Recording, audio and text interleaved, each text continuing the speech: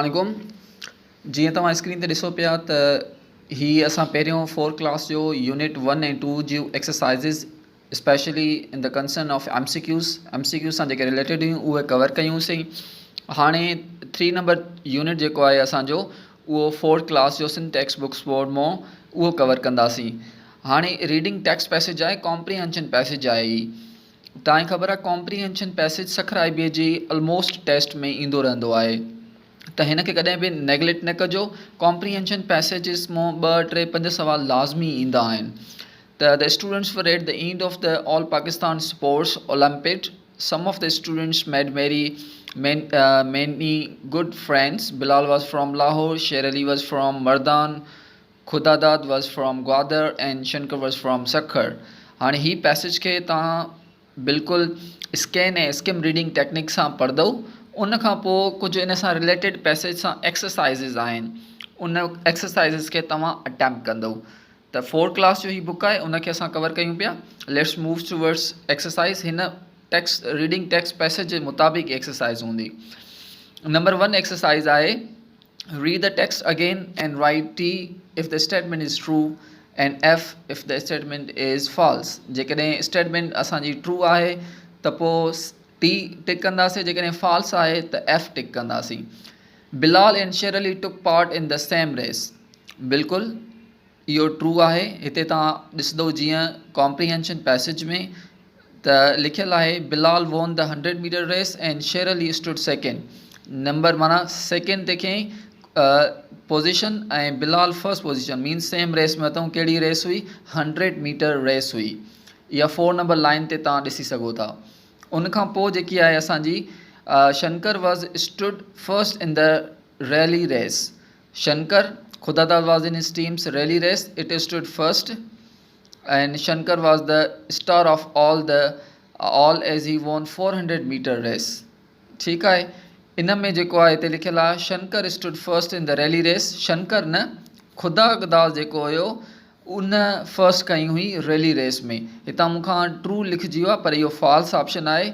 इन खे F कंदो तव्हां जेको आहे इहो इन खे टिक करे छॾींदो। हिते इन खे थोरो सेट करे छॾिजो, फॉल्स आहे इहो।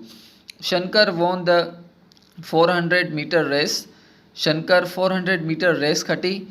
त हिते लिखियलु आहे Shankar was the star of all as he won the 400 metre race. बिल्कुलु शंकर जेकी हुई उहा रैली रेस न बल्कि 400 मीटर रेस खटी हुई। उन में ही जेको आहे इहो ट्रू ऑप्शन आहे। The children exchange their phone numbers.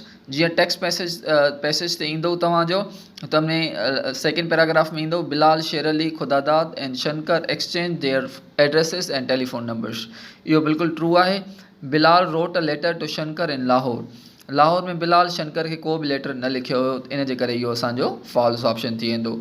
Shankar wrote a post card to Sher Ali. बिल्कुलु शंकर जेको आहे पोस्ट कार्ड लिखियो शेर अली खे, त इहो असांजो राइट ऑप्शन आहे।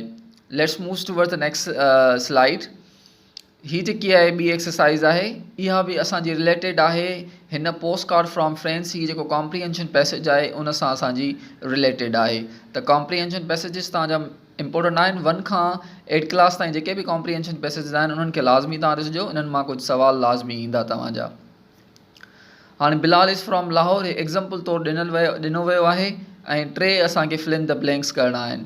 बिलाल इज़ फ्रॉम लाहौर इन Punjab, he won the 100 metre race, he received a post card from Khudadad. त पोइ असांजो थींदो शेर अली इज़ फ्रॉम मर्दान। शेर अली जेको हुयो मर्दान ॾो हुयो। पहिरियों सेकेंड लाइन ते ॾिसंदो, सेकेंड लाइन में लिखियलु आहे Sher Ali was from Mardan, Khudadad was from Gwadar and Shankar was from Sukkur. त ॾिसी सघो था Sher Ali is from Mardan, he stood second in 100 metre race. हिन सेकेंड खई 100 मीटर रेस में। खुदादाद इज़ फ्रॉम ग्वादर, खुदादाद ग्वादर खां आहे।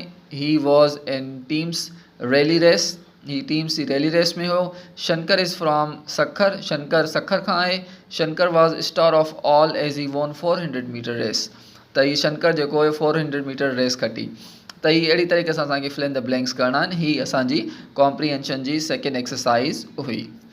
उन खां पोइ असांजो आहे हिकिड़ो पैसेज आहे ग्रामर सां रिलेटेड।